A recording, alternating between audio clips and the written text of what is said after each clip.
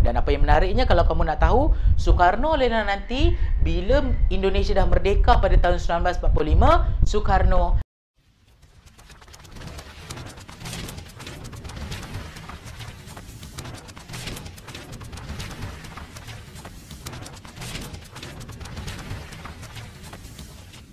Hai, Assalamualaikum. Anda bersama dengan saya lagi, Sir Histrozi, Like Histrozi Tissue History. Jadi untuk video kali ini, kita berada pada bab yang kedua, tingkatan 4, iaitu kebangkitan nasionalisme.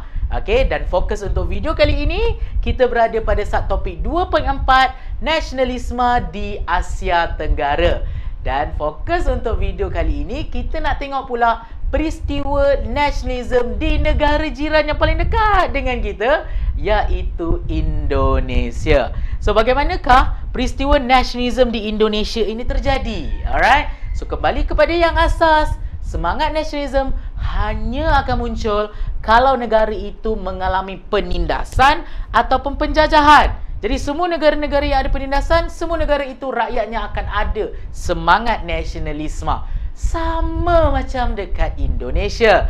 Alright. Jadi siapakah penjajah atau penindas kepada rakyat Indonesia? Alright. Penindas kepada Indonesia adalah penjajah daripada Belanda. Belanda lah yang telah menindas hak-hak rakyat sehingga rakyat Indonesia bangkit untuk menentang penjajah mereka. Alright. Jadi bagaimana kita nak belajar peristiwa nasionalisme di Indonesia? Ianya bermula dengan isu pendidikan. Alright, di mana pada waktu penjajahan Belanda ini menindas dan mendiskriminasi rakyat Indonesia sehingga rakyat Indonesia ni rasa bahawa kalau mereka nak menentang penjajah, mereka perlu ada pendidikan. Kalau kamu nak menjadi pemimpin, kamu kena ada pendidikan. Kalau kamu nak menentang penjajah, nak bebas, nak merdeka, kamu kena ada ilmu, kamu kena ada pendidikan. Jadi pada waktu itulah masyarakat Indonesia mula mementingkan pendidikan dalam kalangan masyarakat supaya mereka dapat mengubah nasib rakyat mereka dan dapat bebas daripada penjajahan Belanda. Alright. Jadi perkembangan nasionalisme di Indonesia diteruskan lagi dengan perjuangan-perjuangan daripada persatuan-persatuan yang ada. Ada beberapa persatuan-persatuan yang ditubuhkan oleh pemimpin-pemimpin nasionalis. Contohnya antara persatuan nasionalis yang paling awal, kita ada Persatuan Muhammadiyah. Ini adalah persatuan yang berteraskan agama. Alright, yang mana tujuan Persatuan Muhammadiyah ni adalah untuk mempertahankan agama daripada orang kata terpengaruh dengan orang kata pengaruh negatif daripada Belanda. Jadi itulah persatuan yang pertama. Selain daripada Persatuan Muhammadiyah, wujud juga persatuan-persatuan yang lain, persatuan yang lebih radikal. Apa maksud radikal ini? Radikal maksudnya perjuangan menggunakan kekerasan, ekstremis, menggunakan senjata, alright, menggunakan ketegasan. Dan antara parti-parti yang wujud yang menentang Belanda menggunakan kaedah radikal adalah kita ada Syarikat Islam, kita ada Parti Komunis Indonesia PKI, dan kita ada Parti Nasionalis Indonesia PNI. Jadi tiga parti inilah yang menentang Belanda menggunakan cara yang lebih radikal. Okey. Dan seterusnya perkembangan nasionalisme di Indonesia diteruskan lagi dengan beberapa tokoh. Contohnya tokoh yang pertama yang paling famous dalam penceritaan nasionalisme di Indonesia, kita ada Raden Adjeng Kartini. So siapa Raden Adjeng Kartini ni? Raden Adjeng Kartini hanyalah seorang wanita biasa, wanita yang berdarah Jawa. Alright. Tetapi apa yang menariknya, Raden ini hidup ketika penjajahan British. Penjajahan British lah, maafkan saya, penjajahan Belanda. Alright. Jadi Raden ni dia suka menulis surat.